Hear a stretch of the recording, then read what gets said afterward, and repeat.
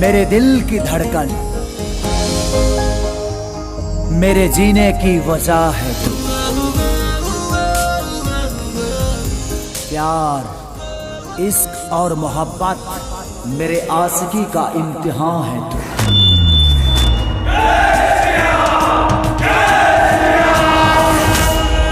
विद्या ददाती विनयम, माहौल को कर दे धुआं धुआं, चल मार ले कश दो कश। विनयाम दाती पात्रता, धन धर्म तथा सुख। मन मगन मगन मन मगन मगन मन मगन मगन शिव में।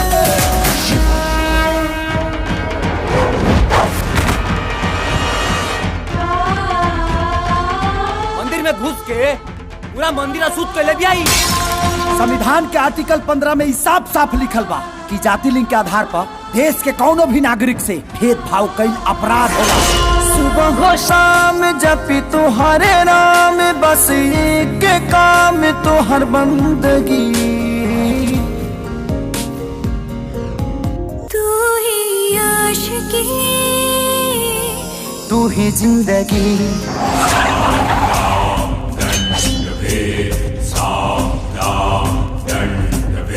बाहर अम्मी के सनातन धर्म, यहाँ हर जाति के अलग महत्व दिहल गई। देखा, दलित के हाथ से बनल डाला पूजे के एगो अलग परंपरा। हमनी के अछूत है, हमेशा गाड़ी सुने वाला अछूत।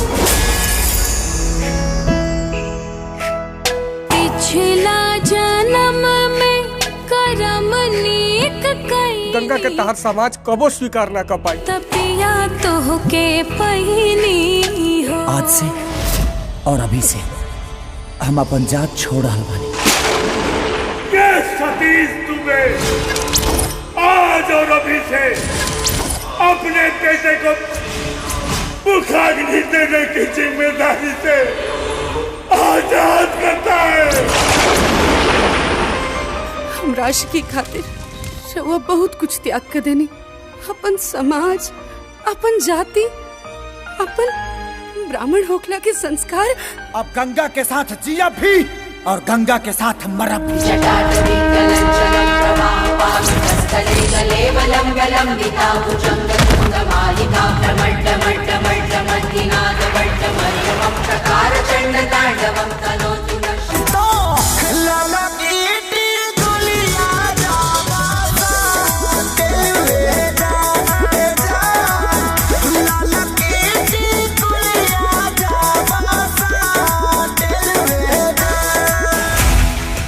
जीते जी अपना बेइज्जती के कबो ना भुलाई।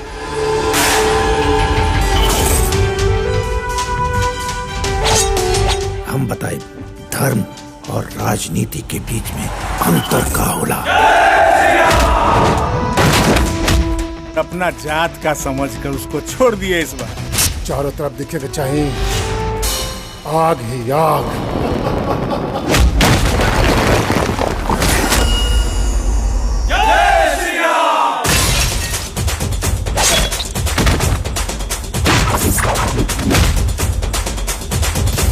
पंडिताई अछूत से बर्तन न छुआवल जाला।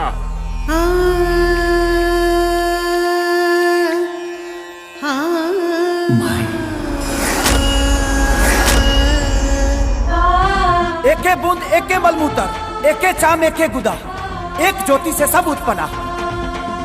कौन ब्राह्मण कौन शूद्रा, किसी के साथ सोना आशिकी नहीं, किसी का होना आशिकी।